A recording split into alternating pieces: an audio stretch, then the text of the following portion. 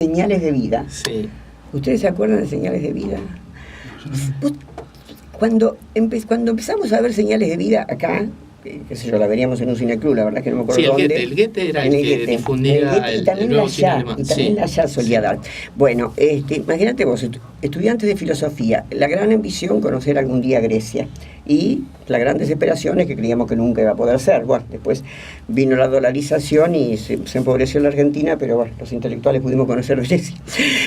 Bien, entonces, cuando aparece esta película filmada en Grecia, en una isla de Grecia, y cuando vos ves, o sea, hay una parte en que ocurre un casamiento y el que hace de novio tiene que estar como agobiado por esta responsabilidad que se toma de casarse con esa chica. Ya ni me acuerdo por qué, porque no tengo que hace 30 años que vi esa película. Bueno, entonces lo que yo ya sabía antes de ver la película era que él lo hizo correr no sé cuántos kilómetros al actor con el traje de novio puesto, y cuando el tipo ya estaba destrozado, que no podía respirar, entonces lo hizo poner en la foto familiar, y entonces ahí empezó él a filmar, cuando el tipo estaba muerto de todo lo que le había hecho correr. O sea que eso de explotar a los actores ya es así, legendario, ¿no es cierto? En él, porque bueno, después un poco será mito también, pero eso lo contaba él mismo en una especie de corto que se daba antes de la película, ¿no? Lo que pienso es, ¿cómo puede ser que un cineasta sea tan tremendamente creativo? Lo que pasa es que no es solamente cineasta, es fundamentalmente un explorador desde mi punto de vista. El tipo es un explorador. Además es un investigador científico. Sí. Y además tiene esta virtud, que el otro día la hablábamos justamente cuando nos juntamos, como vos decías, a tomar un café, esta virtud de que si hace una película de ficción, siempre va a poner una parte que es documental. O porque él encontró a unos tipos, por ejemplo, estaba hablando de una película que transcurre, Corazón de Piedra, que transcurre en el siglo XVII, y él encontró en la actualidad unas personas que realmente todavía hacen botellas soplando, o sea, los encontró, o sea, y la película transcurre en el siglo XVII, o sea que es ficción, pero hay documental. Y lo mismo se podría decir de los documentales, porque aun cuando él hace documentales, porque esta Fata Morgana tiene mucho documental, pero siempre hace su cosita de ficción, como por ejemplo buscarse un tipo que aparezca con un lagarto, porque es su obsesión, la de los lagartos. Así que bueno, realmente... Bueno, ahí hay algo de documental entonces, ¿no? Porque es un registro casi documental de la locura de... Justamente, sí. ¿Y esa actitud de Kinski era fundamentalmente en las películas con Herzog o no? No. Además, como Herzog sabía que había dejado muchos sets, por eso, y cuando dijo me voy, dijo, bueno, mira, acá está mi rifle con 7 balas. Entonces, cuando vos pases por la montaña, porque estaban arriba de una montaña, viste, en Machu Picchu, cuando vos pases, no quedaba otro que pasar por ese camino, hay 6 balas para vos y la última para mí.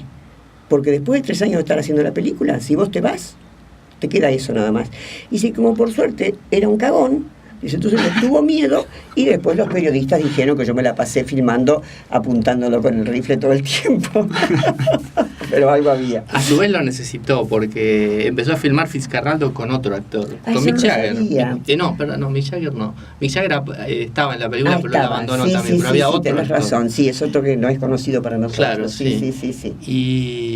Y bueno, y la tuvo que volver a empezar, lo tuvo que llamar a Kinski, pues no iba a la película. Claro, sí.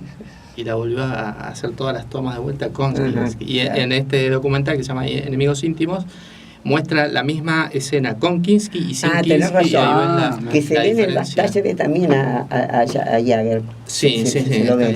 Que no soportó las condiciones ahí de la jungla peruana. Claro, lógicamente, porque además las condiciones y el tiempo, pues no era ir 20 días y filmar. 3 años se tuvieron para hacer esa película. Por ejemplo, ¿cómo se llama el que hace la utilería? El escenógrafo. Tuvo que hacer un barco. Tuvo que hacer construir un barco, porque quisieron comprar un barco viejo, pero estaban medio hundidos. Entonces costaba tanto reflotar un barco viejo que les salía mejor hacer uno nuevo. Y cuenta hace muy poco tiempo ese señor que estaba viendo un documental de Perú y vio su barco su barco por un río y averiguó y efectivamente todavía ese barco, porque después vendieron todo, lógicamente, está trasladando mercadería. Entonces, en ese reportaje le preguntan al escenógrafo, dice, ¿y usted es amigo de Gerso? Es lo que yo te contaba el otro día. Dice, no, Gerso no es una persona para ser amigo. Dicen, sí, nos hablamos de vez en cuando, pero no es una persona para ser amigo. Me dijo que no. Entonces, porque sería interesante hacer una pequeña definición de a qué se le dice, ¿no es cierto?, sublime, partiendo de Kant, ¿no?, que fue el primero que lo trabaja desde el punto de vista filosófico. Es aquello que es tan enorme, tan tremendamente grande, que el intelecto no alcanza a captarlo. Entonces, al no alcanzar a captarlo, pero por otro lado lo estás captando desde la sensibilidad, te produce esa emoción que es como un tsunami golpeando contra las piedras. O sea, es tan fuerte, pero el intelecto no la puede captar. Y esto es lo que produce a veces la naturaleza y a veces el arte, ¿no es cierto? Este tema de lo sublime. Y justamente cuando vos hablabas de esa tesis, me dijiste que la autora trabaja con las ideas de Deleuze de imagen-tiempo, imagen-movimiento. Y en algunas de las últimas películas de Herzog, por ejemplo, Maizan, creo que es una de ellas, hay momentos, porque ¿cuál es la diferencia? Que el cine comenzó con imagen-movimiento. Pensemos, por ejemplo, Hollywood, los western, imagen-movimiento. En cambio, después de la Segunda Guerra Mundial, cuando va a comenzar el nuevo cine, europeo, empieza la imagen-tiempo, es decir, la imagen como pensemos hace un año en Mariman, por ejemplo, esas imágenes congeladas en donde vos sentís el paso del tiempo, te pesa el tiempo. Bueno, y entonces hay algunas imágenes de Herzog que tienen movimiento, pero tienen tan poquito que a pesar de ser movimientos son imágenes tiempo. Por ejemplo, en esta Fata Morgana aparece un chico que tiene agarrado del cuello a un animalito, creo que es un perrito, no sé, es un animal medio raro como esta cosa que encuentra él, y lo tiene ahí pero casi 2 minutos. O sea que se te hace... Y hay movimiento, porque apenas se mueve por un poco el perrito, se mueve el chico, pero ahí sentís el paso del tiempo, que es justamente lo que dice Herzog. O sea, cómo se logra desde el cine en sentir el paso del tiempo, y se logra con estas imágenes, por ejemplo, de los espejos, las imágenes que hacía Fassbinder, que filmaba casi siempre en espejos. Bueno, eso te deja ver el tiempo, porque es el reflejo del reflejo y lo estático. Entonces, el milagro que encontré hace poquito en Herzog es eso, que hay imágenes movimiento que se van convirtiendo en imágenes tiempo, porque lo vas sintiendo en el cuerpo el tiempo. Así que, ¿cómo era el concepto de sublime de Kant? De sublime, que es algo tan enorme que lo infinito, por ejemplo, o una tormenta en el mar, o bueno, cuando ves por primera vez La Piedad de Miguel Ángel, es algo tan enorme que no lo podés captar con el intelecto.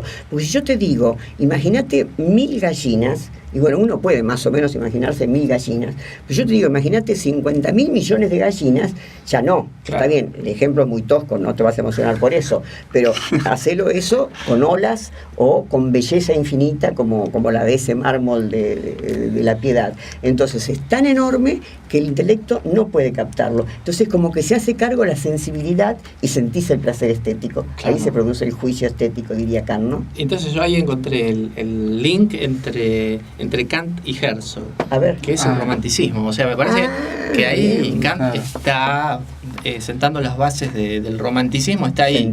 Claro, el romanticismo nace, claro, y me parece que a partir de este concepto de lo sublime, que justamente opone la pequeñez humana frente a la inmensidad de... Bueno, gracias Martín con tu aporte, y terminamos en la cúspide.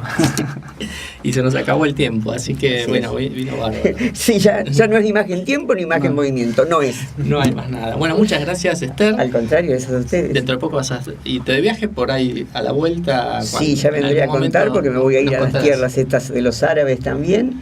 Vas a Turquía, ¿no? Voy a Turquía, sí, quiero ver lo que quedó del Imperio Romano de Oriente.